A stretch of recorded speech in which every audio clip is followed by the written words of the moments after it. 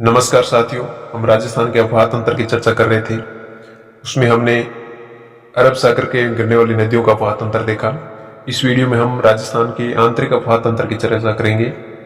राजस्थान का 60% हिस्सा आंतरिक अफवाह तंत्र के अंतर्गत आता है। अफवाह तंत्र से तात्पर्य है वे नदियां जो समुद्र तक नहीं पहुंच पाती है तथा किसी मरुस्थल के रेत के टिल्लों में या किसी बड़ी झील में विलुप्त हो जाती है, समुद्र तक नहीं पहुंच पाती, वे आंतरिक अफवाह तंत्र के अंतर्गत आती है। पूरे विश्व में राजस्थान में ही एक मात्र ऐसी जगह है जहां पर आंतरिक अफवाह तंत्र पाया जाता है। आंतरिक अफवाह तंत्र के अंतर्गत हम मुख्य मुख्य नदियों की चर्चा करेंगे। उनमें घग्गर, कांतली, कांकणी या इसी नदी को कांकणे नदी भी कहा जाता है, मंथा, मेंढा, रूपनगढ़, रूपारेल, साबी तथा खंडेला नदी की चर्चा करेंगे। हम पहले क्रम में मुख्य नदी घग्गर नदी का अध्ययन करेंगे। घग्गर नदी, इसका प्राचीन नाम सरस्वती या इसी को दृश्वती नदी भी कहा जाता है। इसी को घग्गर को मृत नदी, नट नदी या रुंडित नदी, पंजाब में इसको घग्गर को सोत्र नदी भी कहा जाता है। कहां पर कहा जाता है? पंजाब में इसको सोत्र नदी भी कहा जाता है। घग्गर के प्राचीन नाम सरस्वती का उल्लेख ऋग्वेद में 10वें मंडल के 136वें सूक्त में दिया गया है। ऋग्वेद में इसे सबसे पवित्र नदी माना गया है, सबसे पवित्र नदी माना गया है। ऋग्वेद के अंदर घग्गर नदी को नदीतमा कहा गया, नदीतमा की संज्ञा दी गई है। अब हम आगे चर्चा करेंगे। घग्गर नदी राजस्थान में आंतरिक अफवाह तंत्र की सबसे लंबी नदी है। ये 465 किलोमीटर लंबी है। ये अंतः प्रवाह की सबसे बड़ी नदी है। घग्गर नदी के प्रवाह क्षेत्र को नाली या पाट कहा जाता है। ये गंगानगर हनुमानगढ़ के क्षेत्र में नाली या पाट कहा जाता है। घग्गर के प्रवाह क्षेत्र को अगर पाकिस्तान में बात करें तो पाकिस्तान में इसके प्रवाह क्षेत्र को अकरा कहा जाता है। अब हम चर्चा करेंगे घग्गर नदी को कहां से उद्गमित होती है, कहां पर विलुप्त होती है। इसी क्रम हम देखते हैं। घग्गर नदी कालका की पहाड़ी, शिवालिक पर्वत श्रेणी, हिमाचल प्रदेश से उद्गमित होती है। उसके बाद में हिमाचल, पंजाब, हरियाणा में बहती हुई राजस्थान के हनुमानगढ़ जिले के टिब्बी गांव में से राजस्थान में प्रवेश करती है। इसी टिब्बी गांव जहां पर एक घग्गर प्रवेश करती है, यहीं पर राजस्थान की एक झील बनी हुई है। इसका नाम है तलवाड़ा झील है। तलवाड़ा झील राजस्थान की सबसे नीची या निचली स्तर पर स्थित है। निचली झील कहा जाता है, तलवाड़ा को निचली झील है।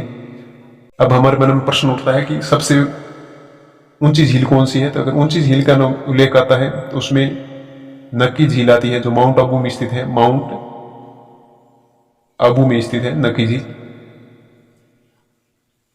ये सबसे ऊंची स्थित झील है, नक्की झील है, और सबसे नीचे स्थित झील राजस्थान की तलवाड़ा झील है।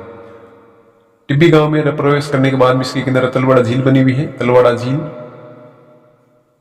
यहां से आगे निकलने के बाद में हनुमानगढ़ में प्रवाहित होती है, फिर गंगानगर में चलती है।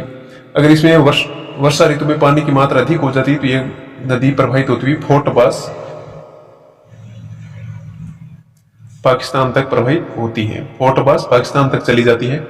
पाकिस्तान में इसको हमने देखा ही था, प्रवाह क्षेत्र को क्या कहा जाता है? हकरा कहा जाता है। घग्गर नदी में ही हनुमानगढ़ गंगानगर सीमा पर एक सभ्यता है। इसे हम कालीबंगा सभ्यता के नाम से जानते हैं। कालीबंगा सभ्यता और पीलीबंगा सभ्यता दोनों हनुमानगढ़ में है।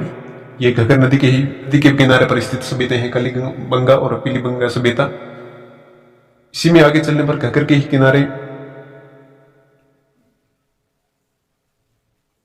एक दुर्ग स्थित है, भटनेर दुर्ग। भटनेर दुर्ग का निर्माण 288 ईस्वी में भूपत भाटी ने करवाया।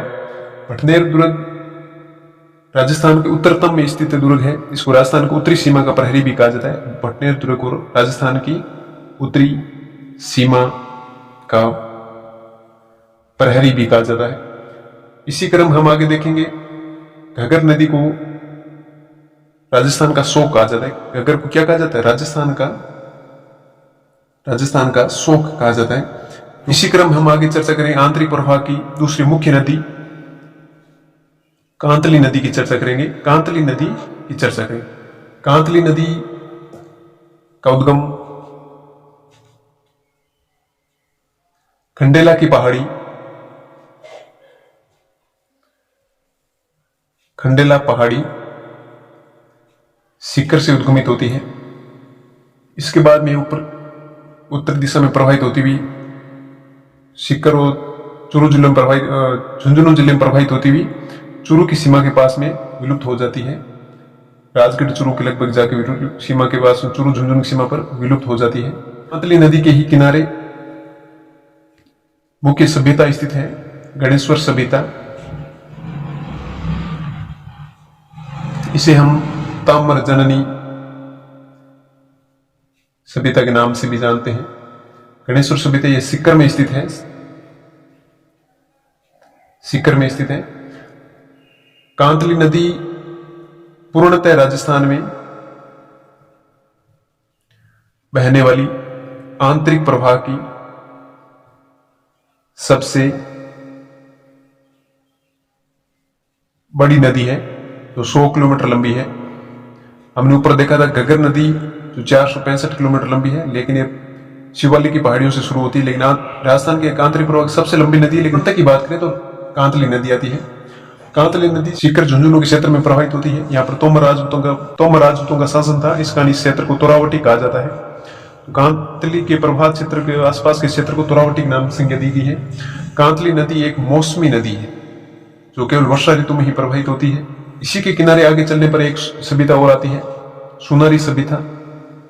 सुनारी सभ्यता जो झुंझुनू में है। इस तरह हमने आंतरिक प्रवाह की दो मुख्य नदियों घग्गर और कांतली नदी का अध्ययन किया। बाकी नदियों का अध्ययन हम अगली वीडियो में करेंगे। उम्मीद है आपको वीडियो पसंद आया होगा। लाइक करें, अपने दोस्तों के साथ शेयर करें, सब्सक्राइब करें। जय हिंद, जय भारत।